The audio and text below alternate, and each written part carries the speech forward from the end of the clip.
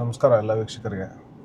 ನಾನು ಈ ಮೂಲಕ ಬಯೋಕಾನ್ ಸಂಸ್ಥೆಯ ಮುಖ್ಯಸ್ಥರಾದಂಥ ಕಿರಣ್ ಮಜುಮ್ದಾರ್ ಶಾ ಮೇಡಮ್ ಅವ್ರಿಗೆ ಒಂದು ಪ್ರಶ್ನೆ ಕೇಳೋಕ್ಕೆ ಇಷ್ಟಪಡ್ತೀನಿ.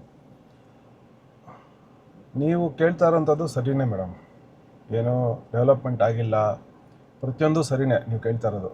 ನೀವು ಒಂದು ಬಿಲಿಯನೇರ್ ಆಗಿ ಮತ್ತು ಎಷ್ಟೋ ಸಾವಿರಾರು ಜನಕ್ಕೆ ಉದ್ಯೋಗ ಕೊಟ್ಟಿರೋದ್ರಿಂದ, ಪ್ಲಸ್ ಎಷ್ಟೋ ವರ್ಷಗಳು ನೀವು ಕರ್ನಾಟಕದಲ್ಲಿ ಟ್ಯಾಕ್ಸ್ಗಳು ಮತ್ತು ನಿಮ್ಮ ಕೊಡುಗೆ ಎಲ್ಲ ರೀತಿಯಲ್ಲೂ ಪಟ್ಕೊಂಬಂದಿರೋದ್ರಿಂದ ನೀವು ಕೇಳ್ತಾ ಇರೋದು ಸರಿಯೇ.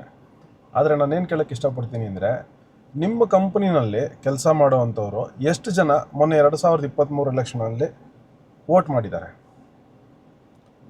ನೀವು ಅದರದ್ದು ಒಂದು ಮಾಹಿತಿ ಹಂಚ್ಕೊಳ್ಳಿ ದಯವಿಟ್ಟು. 60%ಗಿನ್ನ ಎಂಪ್ಲಾಯೀಸ್ ಮೇಲೆ ನಿಮ್ಮಲ್ಲಿ ವೋಟ್ ಮಾಡಿದರೆ ಆಗ ನೀವು ಕೇಳ್ತಾ ಇರೋದಕ್ಕೂ ಒಂದು ಅರ್ಥ ಇರುತ್ತೆ. ಬೆಂಗಳೂರು ನಗರ ಶಾಂತವಾಗಿದೆ. ದಿವಾಲಿ ಮಾಡೋರೆಲ್ಲ ಆಚೆ ಹೋಗಿದ್ದಾರೆ, ದೀಪಾವಳಿ ಮಾಡೋರೆಲ್ಲ ಬೆಂಗಳೂರಲ್ಲೇ ಇದ್ದಾರೆ. ಸೊ ದಿವಾಲಿ ಮಾಡೋರು ಸಾಕಷ್ಟು ಜನ ಎಲ್ಲ ಕಂಪ್ನಿಗಳಲ್ಲೂ ಕೆಲಸಕ್ಕೆ ಬಂದಿದ್ದಾರೆ ಬೆಂಗಳೂರಿಗೆ.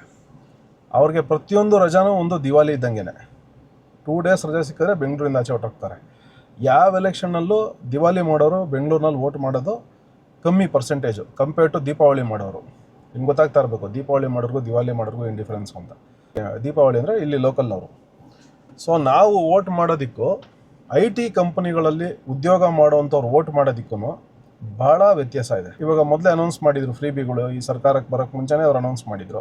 ಆಗಲೇ ನಿಮಗೆಲ್ಲ ಗೊತ್ತಾಗಬೇಕಾಯ್ತು IT ಕಂಪ್ನಿ ಉದ್ಯೋಗಿಗಳಿಗೆ, ಬಯೋಕಾನು, ಬಯೋಟೆಕ್ ಕಂಪ್ನಿನವ್ರಿಗೆ, IT ಕಂಪ್ನಿಯವ್ರಿಗೆ ಪ್ರತಿಯೊಬ್ಬರಿಗೂ ಗೊತ್ತಾಗಬೇಕಾಗಿತ್ತು. ಈ ಫ್ರೀಬಿಗಳಿಂದ ನಾಳೆ ತೊಂದರೆ ಆಗುತ್ತೆ, ಡೆವಲಪ್ಮೆಂಟ್ ಕುಂಠಿತ ಆಗುತ್ತೆ ಅಂತ ಎಲ್ಲರೂ ಹೇಳ್ತಾ ಇದ್ರು. ಅವಾಗ ಎಷ್ಟು ಜನ ವೋಟ್ ಮಾಡ್ತಾರೆ? ನೀವು ಯಾಕೆ ವೋಟನ್ನ ಮಾಡೋದನ್ನು ನಿಮ್ಮ ಕಂಪ್ನಿಗಳಲ್ಲಿ ಕಡ್ಡಾಯ ಮಾಡಬಾರ್ದು ಅಂತ ನಾನು ಕೇಳೋದು.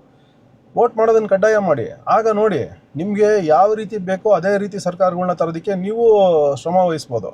ಈಗ ಹಂಗೆ ಮಾಡಿಲ್ಲ ಹಿಂಗೆ ಮಾಡಿಲ್ಲ ಅಂತ ಬೊಬ್ಬೆ ಹೊಡೆಯೋ ಬದಲು ಆವಾಗ ವೋಟ್ ಮಾಡಿ ನಿಮ್ಗೆ ಯಾವ ಸರ್ಕಾರ ಬೇಕೋ ಅದನ್ನು ತೊಗೊಂಬಂದರೆ ಅವಾಗ ಖಂಡಿತ ಕೆಲಸಗಳಾಗತ್ತೆ. ನಿಮಗೆ ಬೇಕಾಗಿರೋವಂಥವ್ರು ಡೆವಲಪ್ಮೆಂಟ್ ಮಾಡ್ತಾರೆ, ಓಕೆ ಇವರು ಸರಿನಪ್ಪ. One is evil, one is devil. ನಾನು ಹೇಳೋದು ಪೊಲಿಟಿಕಲ್ ಪಾರ್ಟಿಗಳಲ್ಲಿ ಎಲ್ಲರಲ್ಲೂ ಪ್ಲಸ್ಸು ಮೈನಸ್ಗಳು ಇದ್ದೇ ಇರುತ್ತೆ. ರಾಜಕೀಯ ಅಂದಮೇಲೆ ಪಾಲಿಟಿಕ್ಸ್ ಅಂದರೆ ಇಟ್ ಇಸ್ ಕಾಲ್ಡ್ ಆಸ್ ಪಾಲಿಟ್ರಿಕ್ಸ್ ಅಂತ, it is not politics. So ಅಲ್ಲಿ ಎಲ್ಲ ಟ್ರಿಕ್ಸ್ಗಳು ಪ್ಲೇ ಮಾಡ್ತಾರೆ. ಅದರಲ್ಲಿ ನಮಗೆ ಯಾರು ಸೂಕ್ತರು ಅಂತ ನಾವು ಅಂಥವ್ರನ್ನ ತಂದ್ಕೋಬೇಕು ಅಂದಾಗ IT ಕಂಪನಿ ಉದ್ಯೋಗಿಗಳು, ಸಾಫ್ಟ್ವೇರ್ನವರು ಪ್ರತಿಯೊಬ್ಬರೂ ಕೈ ಜೋಡಿಸಿದ್ರೇ ಅಲ್ವಾ ಮಾಡೋಕ್ಕಾಗೋದು.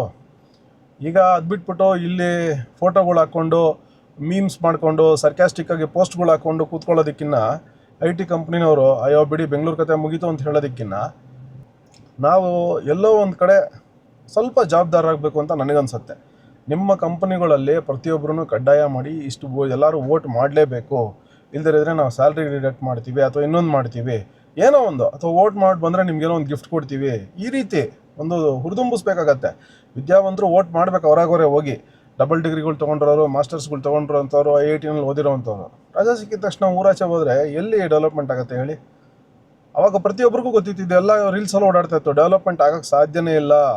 ಈ ಥರ ಫ್ರೀಬಿಗಳು ಅನೌನ್ಸ್ ಮಾಡಿದಾಗ ಡೆವಲಪ್ಮೆಂಟಿಗೆ ದುಡ್ಡೇ ಇರಲ್ಲ, ಫ್ರೀಬಿಗಳು ಕೊಡೋಕ್ಕೆ ದುಡ್ಡಿರಲ್ಲ, ಡೆವಲಪ್ಮೆಂಟ್ಗೆ ದುಡ್ಡು ಇರುತ್ತೆ ಅಂತ ಎಲ್ರಿಗೂ ಗೊತ್ತಿತ್ತು. ಇವಾಗ ಅದೇ ಪರಿಸ್ಥಿತಿ ಬಂದಿದೆ. ಇವಾಗ ಈಗಲಾದರೂ ಎಚ್ಚೆತ್ಕೊಂಡು 2028 ಚುನಾವಣೆಗೆ ಎಲ್ಲರೂ ಪ್ರಿಪೇರ್ ಆಗಿ ಒಂದು ವೋಟ್ ಮಾಡಲೇಬೇಕು ನಾವು ಅನ್ನೋದನ್ನು ಒಂದು ಸಂಕಲ್ಪ ಮಾಡಿ ಪ್ರತಿಯೊಂದು IT ಎಂಪ್ಲಾಯೀಸನ್ನು ನೀವೆಲ್ಲ ವಿದ್ಯಾವಂತರು ಮಾಡಿದಾಗ ಮುಂದೆ 2028 ಮೇ ನಂತರ ಬಹುಶಃ ನಮಗೆ ಈ ರೀತಿಯಾದಂಥ ಒಂದು ಸಂದರ್ಭ ಬರಲ್ಲ ಅಂತ ನಾನು ಅನ್ಕೊತೀನಿ.